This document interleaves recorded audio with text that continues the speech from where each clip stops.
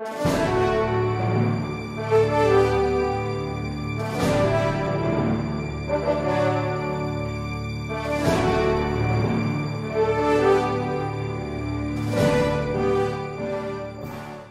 appeal to the participants of this proceeding?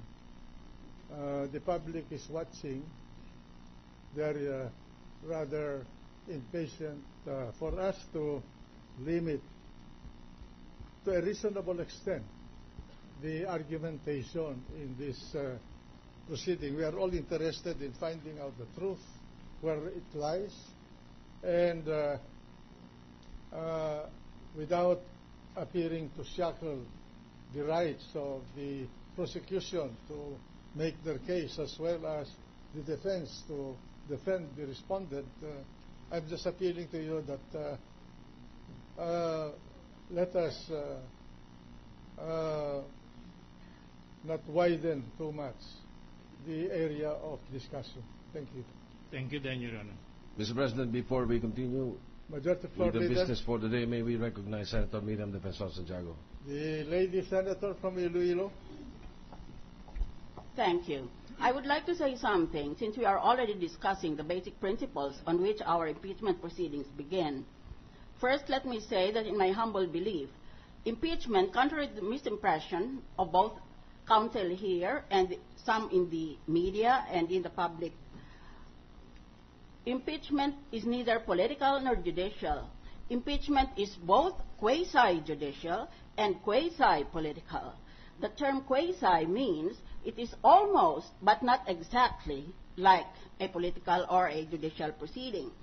Therefore, if this is the case and the definition of impeachment, the rules of court do not apply totally to these proceedings, but lie within the discretion of this court. We are not a senator court. We are the High Court of Impeachment. There may be a Supreme Court, but nonetheless, we are the sole and only High Court of Presidential and Chief Justice impeachment. Therefore, it behooves us to start with this principle. Justice delayed is justice denied. Huwag na tayong magpa-epal dito dahil nawawala ng gana ang nanonood. Tama na yon. Dumaan na tayo doon. So, to be able to shorten the proceedings, let me ask both counsel, for the prosecution and for the defense, how many witnesses do you intend to present, including rebuttal and surrebuttal? Counsel for the prosecution.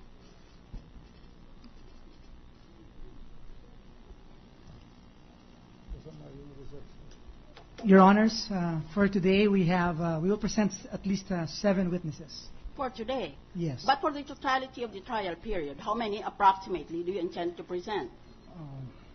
And don't shake your head at me. You should have known. You should even have a trial brief. Yes, Your Honors. Oh, so what? What is the answer? How many witnesses do you intend to present? Well, you don't even have any idea? Well, I have to ask, Your Honors, no, the that is teams not acceptable. No. In charge. You come in to the court articles. prepared. You do not waste the time of this court. Tell us how many witnesses you should have had. Can you give me a few minutes so that I can Yes, consult with the team leaders I will each request the article, majority Your leader Honors? to take up this request sometime during the appropriate period of these proceedings. And defense counsel, please, how many witnesses? We are prepared, Your Honor, to present 15 witnesses, Your Honor. In total? Yes, Your Honor. Yes, Your Honor. And how many documents are intended to be presented by the prosecution? May I know? Yeah, if it's for the entire proceeding, Your Honors, I have to consult the team leaders as well. Defense counsel? We have already marked, Your Honor, 23 documentary evidence. In addition thereto, we will have no less than 25 documents in order to wind up our presentation of our documentary exhibits, Your Honor. Mr. President, if there is no objection from our colleagues, I propose very strongly that both counsel and both camps should be required to, number 1, submit a list of your witnesses until the end of trial, together with their names and the substance of their testimony, so that we can determine thereafter whether proof will become unnecessary.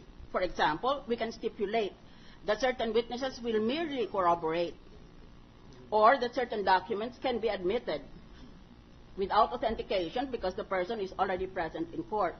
This is the purpose of that recommendation. Let us have a written list of the names of the witnesses on both sides and the substance of their testimonies.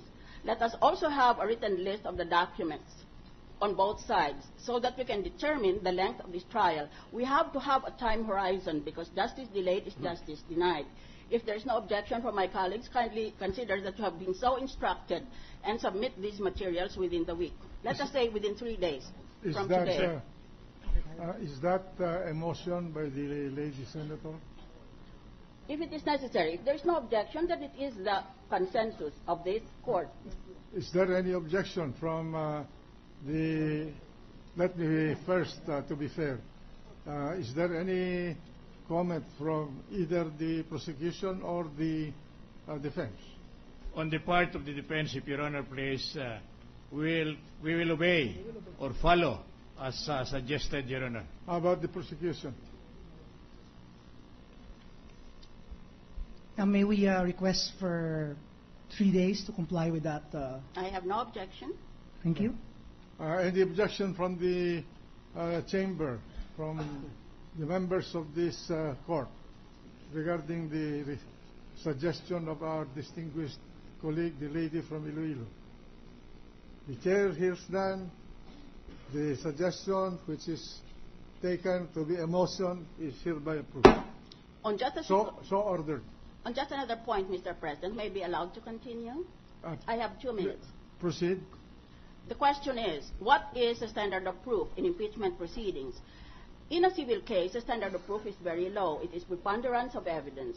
In a criminal case, it is very high, proof beyond reasonable doubt. In an administrative case, it is clear and convincing evidence. In the question at hand, I humbly submit that the standard of proof should be overwhelming preponderance of evidence. That is the suggestion of this humble judge. You may comment on my suggestion, in which case I shall ask my colleagues if they have any objection to my proposal. May I now be heard, Your Honor, in connection with the suggestion? Let us give the prosecution first go ahead. the opportunity to speak. What is the pleasure of the prosecution? May I request the lady senator to please state the level or standard of evidence needed, suggested? What should be the standard of proof in an impeachment proceeding? It can be any or even beyond the following. And by the way, let me just interject this before I forget. Conviction or acquittal are not the only ends of impeachment. Since if you read your Constitution, you will realize the Constitution says the penalty shall not be further than removal from office and disqualification from public office. Therefore, the Constitution allows implicitly that any other penalty below removal and disqualification is allowed. These proceedings, therefore, can result maybe in a censure or a reprimand, not necessarily in a judgment of conviction or acquittal. Now may I have the comments of two counsel on what should be the standard of proof. For the prosecution, Your Honors, the impeachment proceeding is akin to an administrative disciplinary action, wherein the penalty is could be removal from office and disqualification. So what should be the standard? Because of that, Your Honors, the standard should be substantial evidence. Substantial evidence. And counsel for the defense? On the part of the defense, Your Honor, it is our humble submission that the proof necessary for conviction in an impeachment case should be proof beyond reasonable doubt. Allow me to explain, Your Honor. You will note that in criminal cases, Your Honor, even in a simple case of libel, serious physical injury, or merely malicious mischief, the required quantum of evidence is proof beyond reasonable doubt. And yet the penalty may not exceed 6 months, Your Honor. Now, why will there be a lesser quantum of evidence required in cases of conviction in connection with impeachment case, Your Honor, where the penalty is very severe?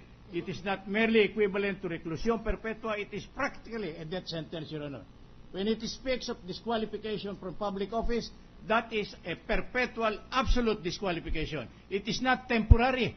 It is not in the nature of simple disqualification. So I would submit, Your Honor, that to do justice to the respondent, not only in this case, but in all other cases, the proof required must be proof beyond reasonable doubt. Secondly, you will note, and you will probably agree with me, that very few high officials are subjected to impeachment proceedings by way of removal. They are the highest official of the land: the President, the Vice President, the Justices of the Supreme Court, the members of the Constitutional Commission, and the Ombudsman, Your Honor. They are not ordinary officials. Why will mere substantial evidence be enough to disqualify them from office? Some of them may have spent years being a member of the Constitutional Commission, a member of the Supreme Court. It will be too light a treatment insofar as the penalty involved is concerned. Kindly bear in mind, Your Honor, that absolute disqualification is perpetual. It may not only be temporary, which is only for 6 months, Your Honor. It may be for life. And if it is for life, why will the quantum of evidence be lesser in cases of conviction or prosecution for a mere simple case of estafa, libel, and so on down the line? That is my humble submission, and I believe that we can amplify our arguments in support thereof when so ordered or necessary, Your Honor.